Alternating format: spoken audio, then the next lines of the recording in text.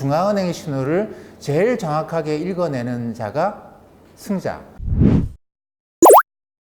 미국이 기축통화인 한 해는 그 기본적인 추세는 인플레이션인 거예요. 시장과 경제의 그 뒷이야기 여의도교의 시간입니다. 오늘 주제는 여러분들이 가장 궁금해하시는 돈 이야기, 여러 가지 돈 중에서도 미국 달러화 이야기를 하겠습니다. 네, 돈이 다 똑같은 돈은 아니에요. 부동산과 또 다른 하나의 축인 달러화. 이거 정말 인류 최고의 발명품이에요. 세계 7대 불가사의가 있다고 하지만 그 7가지 불가사의를 다 합쳐도 이것만큼은 아닌 그런 불가사의한 존재죠. 지금 미국이 달러화를 갖고 전 세계를 어떻게 보면 움직이고 있는, 그러면 내가 어디에 투자를 해야 되지? 어느 나라가 위험해질까? 뭐 이런 것들을 이제. 근데 지금 그 트럼프 대통령이 그 미 연준이랑 사이가 그렇게 좋지 않은 것도 최근에 그 달러화가 계속 관심을 가져야 되는 그런 시각도 좀 있지 않을까요? 공화당이 정권을 잡을 때는 늘 연준하고 별로 사이가 안 좋았었던 것 같아요. 공화당이 정권을 잡으면 대통령들이 늘 달러 강세를, 근데 그 연준이 추구하는 정책은 기본적으로 달러 강세 쪽은 아니었던 것 같고요. 근데 공화당만 잡으면 달러 강세 얘기를 하니까 늘 연준하고는 뭔가 대척점에 서는. 유독 트럼프 대통령이 사업가 출신이라서 더 그러는 거 아닐까요? 근데 그 전에 레이건 대통령은 더 했었던 것 같아요. 예, 지금 트럼프 대통령보다. 오히려 지금은 트럼프 대통령하고 그 연준이 어느 정도 타협도 중간중간 하지 않나요? 좌파라고 하는 사람들은 이 경제학에서는 케인즈 전통을 따라가요. 근데 이쪽 전통은 뭐냐면 기본적으로 돈을 찍자라는 겁니다. 돈을 흔하게 만들자라는. 우파는, 보수파는 아니 돈을 함부로 찍으면 안 된다라는 거예요. 돈이 귀하면 귀할수록 사람들이 돈을 벌기 위해서 열심히 일한다라는 겁니다. 그렇게 돈을 흥청망청 풀어놓으면 사람들이 투기나 일삼지 돈을 벌기 위해서 열심히 일하겠느냐라는 것이고요. 좌파의 생각은 아니죠. 아니 돈을 귀하게 만들어 놓으면 기존에 돈 가진 사람들의 갑질이 더 심해지지 않겠느냐. 그러니까 돈을 흔하게 만들어야지 지금 돈 없는 사람들도 돈을 좀 얻을 수 있지 않겠는가. 이런 식의 생각이 공화당과 민주당의 가장 기본적인 차이예요. 1894년인가 미국 대통령 선거가 있었는데 그때 공화당하고 민주당이 정면 충돌한 이슈가 뭐냐면 돈 문제예요. 돈. 당시에 근본이제였거든요. 지금이야 종이를 마구 찍어내는 미국이 달러가 있습니다만 오늘 이야기가 핵심이에요. 일구님 일단 근본이제가 뭔지 일단 한번 좀 짚고 넘어가 줄 수 있으실까요? 영어로 골드 스탠다드. 예, 골드가 스탠다드입니다. 그러니까 지금 우리 종이돈은 그냥 막 찍잖아요. 네. 이게 이제 옛날에 우리 조선시대 때 보면 뭐죠? 무슨 그 조선시대 돈 마구 찍은 거 있잖아요. 상평통보 상평통보가 아니고 그 다음에 저기 뭐냐 아닌가요? 대원군 시절에 돈 많이 마구 대원군이 찍은 찍었던 거.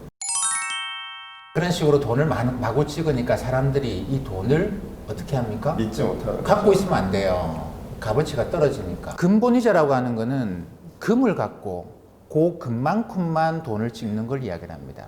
영화 다이아드 3 보면 네. 그 지하에 그 소위 얘기하는 악당들이 지하에서 엄청나게 많은 금을 갖고 도망치는 장면이 나오거든요. 뉴욕 연방은행이죠. 실제 진짜 미국에 그렇게 많은 금이 있나요? 그 인류가 금을 캐낸 기록은 굉장히 오래됩니다. 그때부터 지금까지 이제 기록에 금 캐낸 거는 거의 사라지지 않았다고 봐야 되거든요. 지금까지 캐낸 금을 쭉 계산을 해보면 얼마 안 된대요.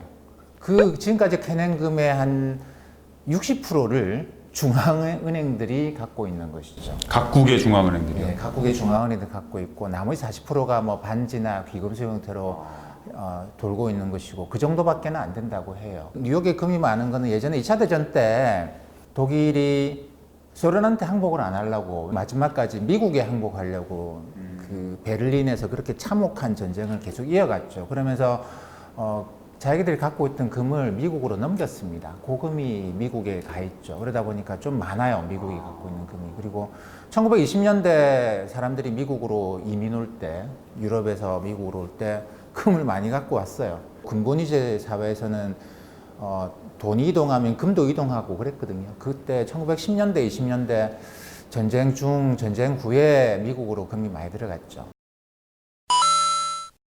지금 남아있는 것 중에 가장 비슷한 게 홍콩 달러예요. 홍콩은 금은 아니고 US 달러. 민간은행들이 자기가 갖고 있는 US 달러를 홍콩 통화당국이라는 데다가 맡깁니다. 이 중앙은행이라고 우리 안 불러요. 통화당국이라고 부릅니다. 여기다가 달러를 맡기고 맡긴 달러만큼 자기가 자기 이름으로 은행권을 찍습니다. 우리가 홍콩 가서 돈을 써보면 거기에 우리나라나 다른 나라에 전부 다 중앙은행이 적혀 있어요. 한국은행 이렇게 되어 있고 다 그러는데 홍콩에 가서 지폐를 받아보면 상하이은행, 중국은행 이렇게 되어 있어요. 그러니까 우리는 중앙은행인 한국은행이 통화를 찍지만 홍콩에서는 상업은행이 발권 기능을 갖고 있어요. 홍콩 상하이라든지 뭐 차이나뱅크라든지 SC도 아마 있을 것이고 이 은행들이 이제 자기가 갖고 있는 달러만큼 발권을 하는 거예요. 그래서 홍콩은 말하자면 그 홍콩 달러지만 미 달러가 통용되는 것과 같은 시장이죠. 네. 그래서 뭐 이 통화 정책 자체도 미국을 그대로 따라가게 돼 있어요. 근데 중앙은행 기능 중에서 통화정책 기능이 없는 곳이에요. 다만 통화를 관리하는 곳이기 때문에 통화당국이라 부르는데 얘한테 맡겨놓은 US 달러에 기반해서만 이 돈을 찍습니다. 옛날에 근본이자라고 하는 건 뭐냐면 이거하고 똑같아요.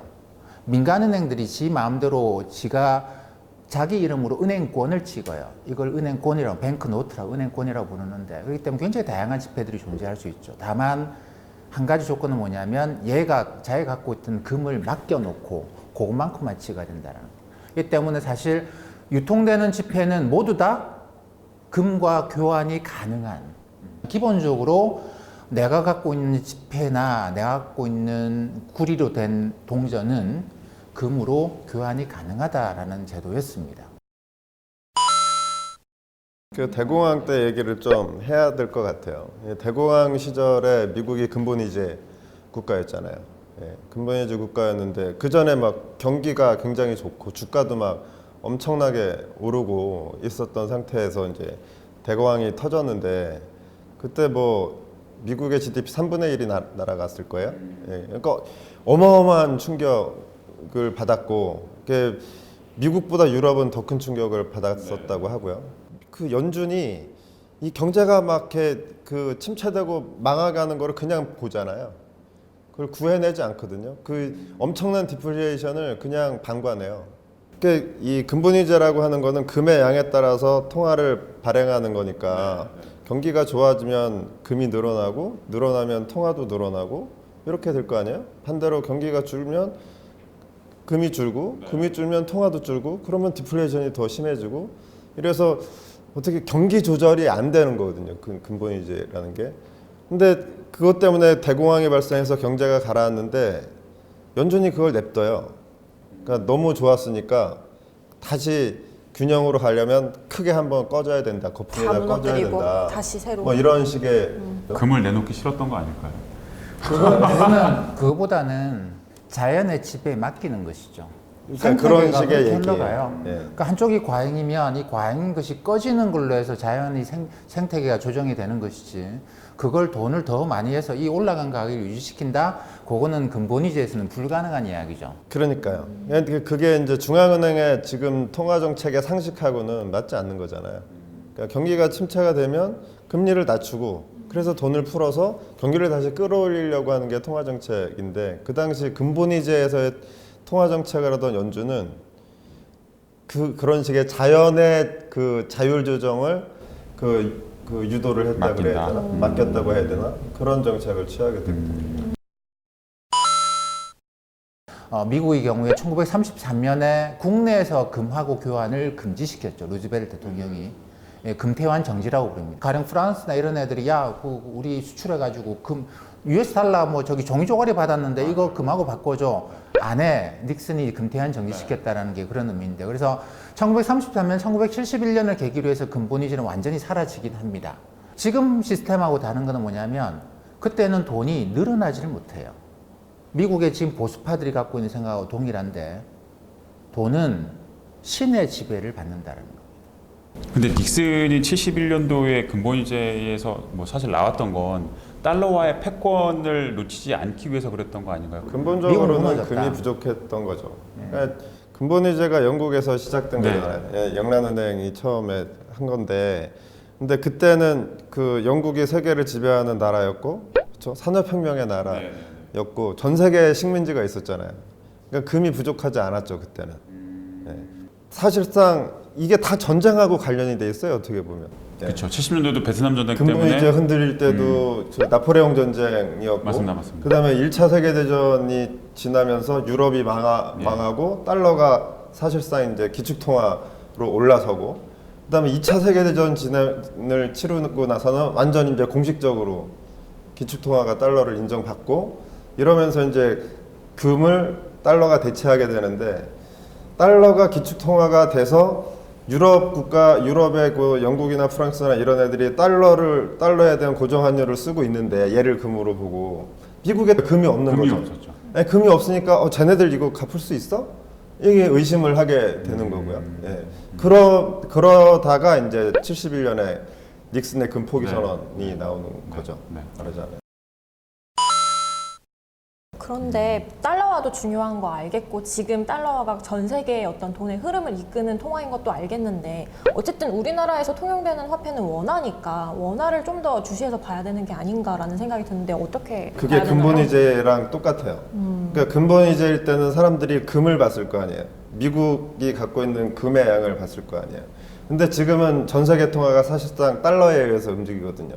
그러니까 우리는 원화라는 것을 갖고 국내에서 쓰고 있지만 미국의 달러를 모양만 바꿔서 쓰고 있는 홍콩 같은 나라도 있고요. 달러 페그제까지는 아니더라도 어느 정도 선에서 우리나라 통화의 가치를 미국 달러하고 일정한 수준으로 맞춰가려고 하거든요. 그러니까 미국의 달러 움직임에 따라서 우리나라 원화 가치도 연동해서 움직일 수밖에 없는 것이고, 자유무역 하잖아요 지금은. 네. 그렇죠? 그 자유무역을 하는 통화의 대부분이, 무역할 때 결제 통화가 대부분이 달러잖아요. 네. 그렇죠? 그러니까 우리는 원화를 쓰지만 우리나라에 들고 나는 자본은 달러가 들고 나거든요. 그걸 우리는 원화로 바꿔서 쓰고 있는 거예요, 말하자면. 그렇죠? 그러니까 결국은 달러의 움직임에 따라서 우리나라 원화도 같은 움직임을 보일 수밖에 없는 거죠. 근본위제가 사라지고 뭐 이게 이제 돈을 마구 찍을 수 있어요. 중앙은행들이 마구 찍을 수 있는 세상이 됐기 때문에 투자를 하지 않는 것은 정말 바보 같은 행동이 되는 것이죠. 가격이 올라가면 돈이 늘어나요. 이 가격이 유지가 됩니다. 투자를 하지 않는 사람과 투자를 하는 사람과의 차이가 발생해요. 근본위제에서는 투자를 하는 사람이 바보 같은 사람입니다. 왜냐하면 돈의 양이 딱 정해져 있기 때문에 서로 간에 경쟁을 하는 거예요. 누가 먼저 빠져나오기 시작하면 남아있는 애는 무조건 가격이 폭락한 자산을 갖고 있게 됩니다. 이런 게임이에요. 지금은 그런 게임이 아니에요. 중앙은행의 신호를 제일 정확하게 읽어내는 자가 승자. 투자를 하지 않는 자는 기본적으로 승자의 대열에 들어가지 못하고, 투자를 하는 자는 승자의 대열에 들어갈 수 있는데, 여기서 중앙은행의 신호를 잘못 읽어내는 승자가 되지 못할 확률이 굉장히 높아지는 것이죠. 그러니까 근본위제에서의 문제는 디플레이션이잖아요. 이게 경기를 금이 후속적으로 따라가게 되니까 금이 받쳐주지 못하면 이제 디플레이션이 발생을 하는데, 지금 이제 달러가 기축통화인 지금 이 시대는 미국이 달러를 계속 찍어내잖아요. 경상수지 적자인 나라고, 그렇기 때문에 미국의 재정도 적자인 나라잖아요. 그거 다 국채로 발행을 해가지고 메꾸고 있는데, 그 국채를 발행한다는 것 자체가 달러를 계속 찍어내는 거거든요. 달러를 계속 찍어내면 인플레이션의 시대인 거잖아요. 그러니까 미국이 기축통화인 한 해는 그 기본적인 추세는 인플레이션인 거예요. 계속해서 통화가 늘어나겠죠. 전 세계 통화가 다 늘어나겠죠. 그렇죠? 그러면은 뭔가 이 자산을 들고 있으면 돈을 벌겠죠. 기본적인 구조는 그렇지 않을까 싶어요. 근데 일군님께서도 계속 말씀하셨던 게 인간은 투자에 적합하지 않다고 말씀하셨는데, 그런 신호는 어떻게 금지하죠? 휙한 거 아닌가? 휙한 거 아닌가? 뭐, 아까 그건 방송한 내용이 아닌데. 달러와의 움직임을 읽어야 된다라는 거예요. 돈을 마구 찍어내는데, 1971년에 달러가 금에서부터 완전히 이탈하고 난 다음에 그때부터 고민은 그건 거죠. 이거 잘못하면 종이에 불과하다라는 거예요. 이걸 옛날의 금처럼 지금 사람들은 전 세계 사람들은 지금 달러화를 옛날의 금처럼 인식해요. 달러화에 대한 사람들의 신뢰가 유지가 되고 있다는 거예요. 옛날의 금에 대한 신뢰만큼이나. 이건 정말 놀라운 일입니다. 놀라운 일입니다. 그래서 저는 이걸 이제 종이화폐 달러화를 한국 원화가 아니고 달러화를 인류 최고의 발명품이라고 이야기를 해요.